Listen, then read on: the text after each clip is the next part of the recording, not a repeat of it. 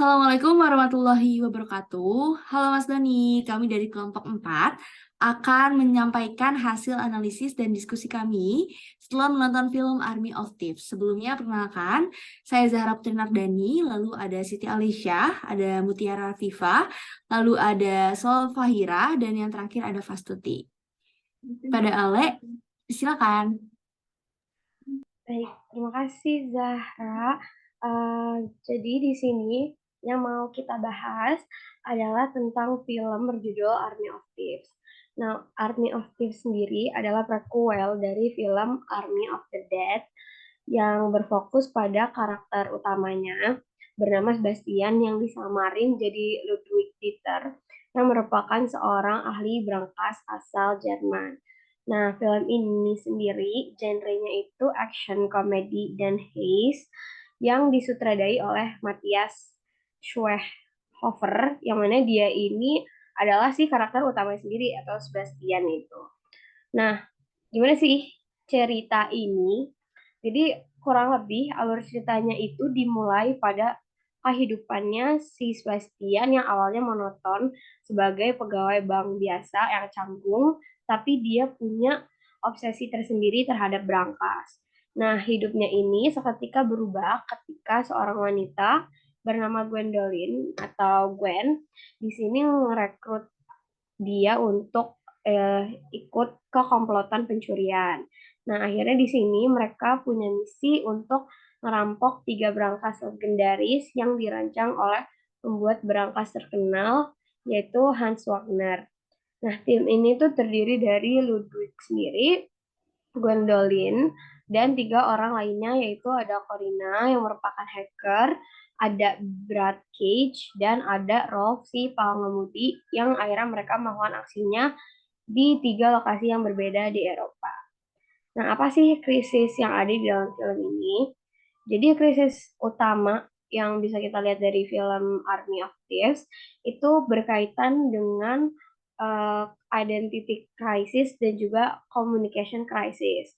Nah, di situ nanti bakal dijelasin sama teman-teman yang lain lebih lanjut, tapi kurang lebih krisis utama ini itu karena adanya pencurian ini sendiri yang akhirnya punya resiko tinggi, yang mana pastinya menghadapi banyak banget tantangan dan juga krisis yang melibatkan berbagai aspek, contohnya kayak aspek hukum, reputasi, dan juga safety-ness dari masing-masing pemain atau masing-masing karakter. Nah, kalau untuk Sebastian sendiri itu reputasinya sebagai pencuri brankas ini dipertaruhkan karena dia sebagai orang atau senternya juga itu jadi kalau misalkan kegagalan dan apa ya adanya kesalahan gitu dalam misinya ini bisa ngebuat mereka akhirnya ketangkep dan dipenjara dan juga akhirnya mengancam keselamatan dari timnya mereka. Untuk selanjutnya akan dibahas oleh Zahra. Oke, terima kasih Ale. Selanjutnya, saya akan menjelaskan terkait pertanyaan nomor 2, yaitu apakah ada pelanggaran etika di dalam film tersebut dan bagaimana penyelesaiannya. Seperti yang sudah dijelaskan oleh Ale, bahwa banyak sekali krisis yang terjadi mulai dari krisis moral, krisis identitas, hingga krisis reputasi dan juga krisis hukum. Dan semua krisis itu disebabkan oleh adanya pelanggaran etika. Salah satu hal yang paling menonjol kalau kita lihat dari film ini adalah di mana krisis moral berupa pencurian dari barang-barang di dalam brankas itu sangat terlihat dengan jelas.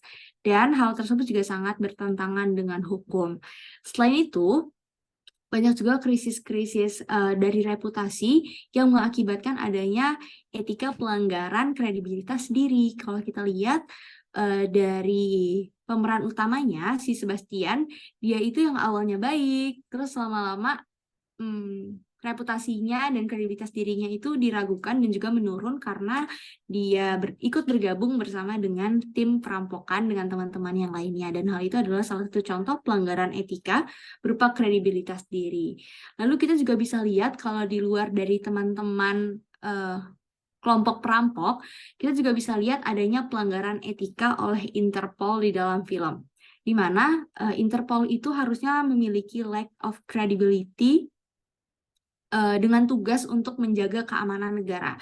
Namun, kalau kita bisa lihat di dalam film ini, Interpol tidak dan belum melaksanakan tugasnya dengan baik. Karena apa?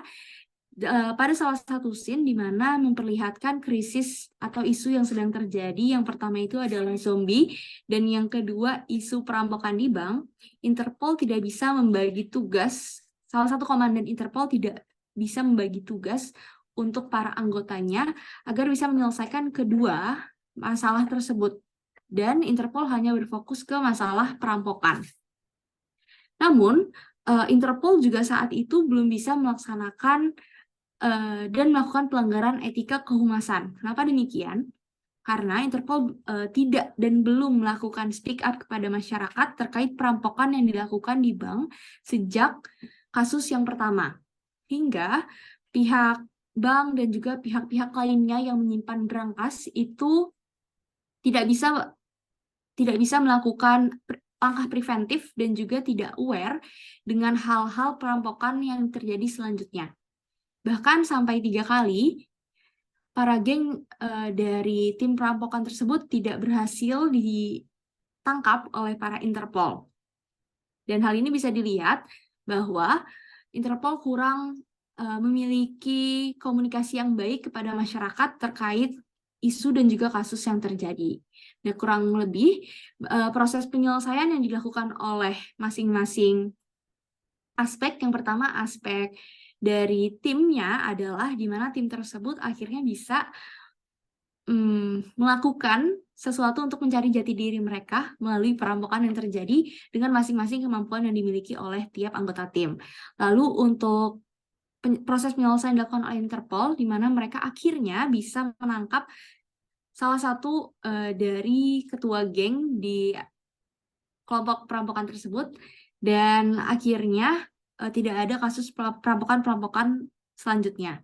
Tapi yang bisa kita highlight adalah bagaimana Interpol kurang bertanggung jawab dan melakukan pelanggaran etika kehumasan karena tidak memberikan informasi kepada masyarakat luas. Kurang lebih seperti itu. Selanjutnya akan dilanjutkan oleh Mutia. Oke, pertanyaan ketiga itu kan bagaimana krisis bisa terjadi dan ini tuh tipe krisis apa aja sih?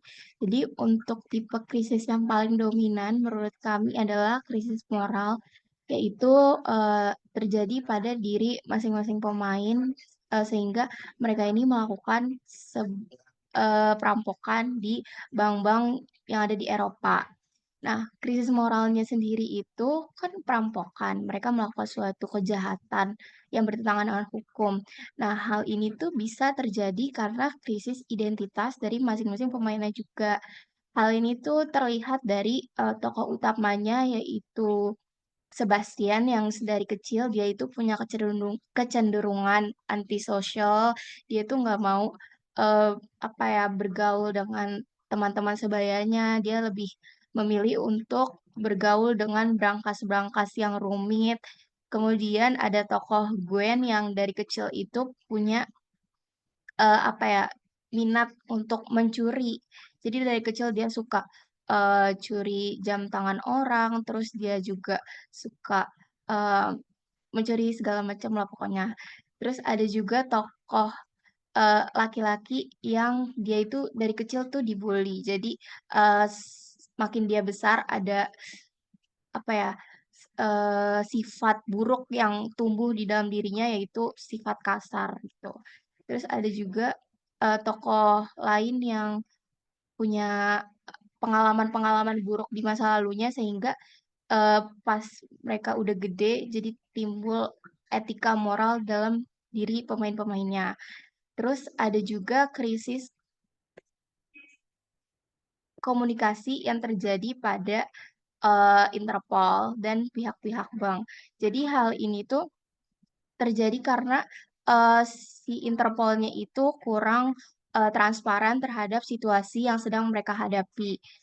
Ini juga berhubungan dengan etika kehumasan. Kalau misalkan kurang adanya transparansi terhadap pihak-pihak eksternal, jadi bisa ada miskomunikasi gitu antara keduanya.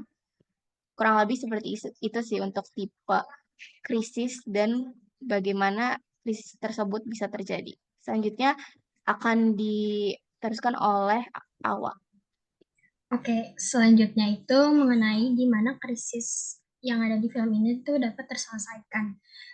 Seperti yang udah dijelasin juga tadi sebenarnya sama Zahra, kalau misalnya mengenai krisis komunikasi di Interpol dan juga krisis etika, itu Interpol itu akhirnya bisa berhasil menangkap beberapa anggota dari komplotan perampokan tersebut. Terus mengenai krisis identitas itu akhirnya diselesaikan di mana para tokoh utama yang mengalami krisis identitas, di mana mereka punya berbagai macam latar belakang, berhasil menemukan kepercayaan diri dan identitasnya. Contohnya itu Sebastian, dia berhasil menemukan kepercayaan diri dan identitasnya melalui perjalanan perampokan yang penuh teka-teki serta menemukan jalur keluar dari konflik yang dia hadapi. Mungkin untuk lebih jelasnya mengenai beberapa peran yang lain dapat dijelaskan oleh Fasti. Oke, baik. Jadi, gimana sih penyelesaian si pemeran utama dan pemeran pembantu dalam menyelesaikan krisis yang teman-teman saya sudah jelaskan tadi? Jadi, kami menyimpulkan di sini ada 2 POV penyelesaian krisis di film Army of Thieves. Yang pertama itu ada dari POV pemeran utama dulu, atau point of view, yaitu Sebastian dan Gwen. Jadi Sebastian dan Gwen ini akhirnya berhasil menyelesaikan rencana mereka kayak sebuah pride atau kebanggaan untuk tercetak dalam sejarah, yaitu merampok berangkas bank, ya, Circle Coin ya kalau nggak salah namanya. Nah, mereka ini menggunakan keterampilan dalam merencanakan dan menstrategikan untuk merampok bank. Nah, si Sebastian sendiri membawa keahliannya dalam meretas keamanan, kalau Gwen memberikan dukungan moral dan kecerdasan taktis. Nah, hal ini menjadi kebanggaan sendiri buat si pemeran utama. Selanjutnya, kami juga melihat dari point of view Interpol atau polisi-polisinya, mereka menyelesaikan krisis yang terjadi itu akhirnya bisa menangkap para perampok buronan internasional, yaitu Gwen dan Sebastian. Seperti itu. Terima kasih. Oke, baik. Dan dapat disimpulkan bahwa dalam film Army of Thieves terdapat banyak krisis dan juga kasus yang terjadi, serta pelanggaran etika yang dilakukan baik oleh para pemeran utama dan juga para pemeran pendukung lainnya, bahkan oleh pihak institusi. Kurang lebih sekian dari kelompok 4 terkait penjelasan analisis dan juga diskusi film Army of Thieves. Terima kasih banyak Mas Doni. Terima kasih banyak Mas Doni. Terima kasih, Mas.